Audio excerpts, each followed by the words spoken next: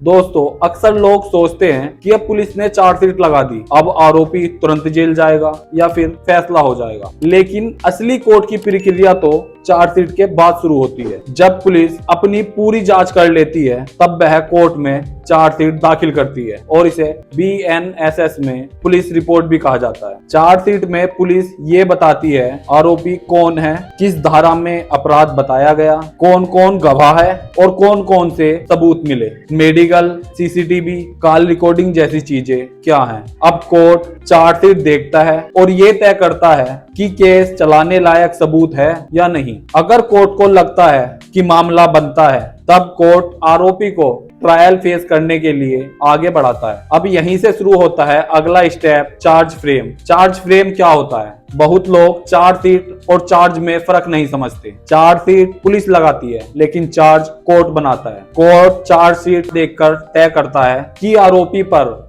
कौन कौन सी धाराओं में मुकदमा चलाया जाएगा। इसे ही कहते हैं चार्ज फ्रेम होना। उदाहरण के लिए, अगर पुलिस ने मारपीट की धाराएं लगाई हैं, तो कोर्ट देखेगा सच में वो धारा बनती है या नहीं। कोर्ट कुछ धाराएं हटा भी सकता है और कुछ नई धाराएं जोड़ भी सकता है। इसके बाद दोषी से पूछा जाता है, क्या आप खुद को दोषी मानते हो? अगर आरोपी आरोप स्वीकार नहीं करता, तो केस ट्रायल में चला जाता है और फिर शुरू होता है केस का सबसे महत्वपूर्ण हिस्सा, गवाह और सबूत। अब कोर्ट में प्रोसिक्यूशन यानी शिकायतकर्ता अपने गवाह पेश करता है और इसे बोलते हैं एविडेंस स्टेज। इस दौरान शिकायतकर्ता की गवाही होती है, पुलिस वाले गवाही देते हैं, डॉक्टर, जांच अधिकारी, फोरेंसिक एक्सपर्ट भी आ सकते हैं, CCTV, दस्तावेज, मेडिकल रिपोर्ट कोर्ट में पेश की जाती है और हर गवाह कोर्ट में शपथ लेकर बयान देता है। और यही वो स्टेज होती है जहां पूरा केस मजबूत या कमजोर होने लगता है। लेकिन सिर्फ गवाही देना ही काफी नहीं होता।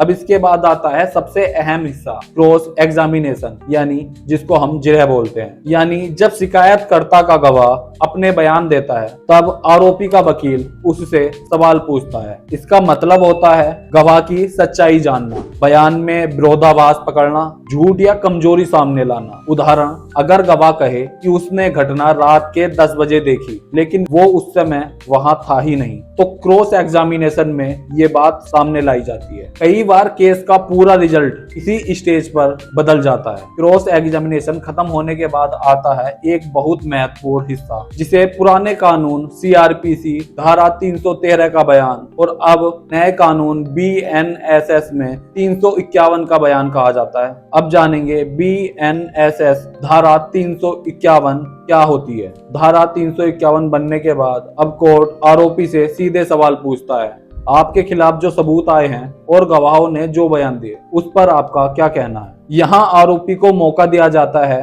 कि वह अपना पक्ष खुद कोर्ट के सामने रखे। ध्यान देने वाली बात यह है, इस वक्त आरोपी शपथ पर नहीं होता, मतलब आरोपी को शपथ नहीं दिलाई जाती और उससे क्रॉस एग्जामिनेशन भी नहीं होती, मतलब जिरह नहीं होती। और इसी के बाद केस पहुंचता है अंतिम चरण में, फाइनल आर्ग्यूमेंट और जजमेंट। अब प्रोसिक्यूशन और डिफेंस दोनों ही पक्ष अपने तर्क कोर्ट के सामने रखते हैं, मतलब वादी का वकील और मुलजिम का वकील दोनों ही अपने अपने तर्क कोर्ट के सामने रखते हैं और इसी को फाइनल आर्ग्यूमेंट कहते हैं। इसी में सरकारी वकील कहता है आरोपी के खिलाफ सबूत मजबूत हैं, जबकि बचाव पक्ष कहता है आरोपी को झूठा फंसाया गया या सबूत कमजोर है। कोर्ट गवाहों के बयान, दस्तावेज, मेडिकल रिपोर्ट, क्रॉस एग्जामिनेशन, आरोपी का बयान, इन सबको ध्यान से देखता है और इसके बाद जज अपना फैसला सुनाता है और इसी को कहते हैं जजमेंट। फैसले में आरोपी दोषी भी ठहराया जा सकता है या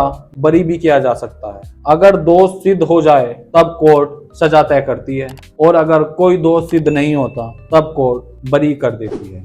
तो दोस्तों, चार्जशीट लगने के बाद केस सीधा खत्म नहीं होता। उसके बाद चार्ज फ्रेम होता है, गवाही होती है, क्रॉस एग्जामिनेशन होता है, आरोपी के बयान होते हैं, फाइनल आर्ग्यूमेंट होती है और फिर आता है जजमेंट।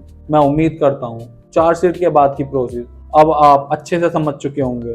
अगर आपको कानून की ऐसी आसान भाषा में जानकारी चाहिए, आप हमारे चैनल को सब्सक्राइब करें, वीडियो को लाइक करें और हमें कमेंट में बताएं आपको ये इंफॉर्मेशन कैसी लगी और अगली वीडियो का टॉपिक क्या होना चाहिए। तो मैं हूं आपका दोस्त नौशाद उमर। मिलते हैं किसी नेक्स्ट वीडियो में, तब तक के लिए टाटा, बाय बाय, जय हिंद, जय भारत।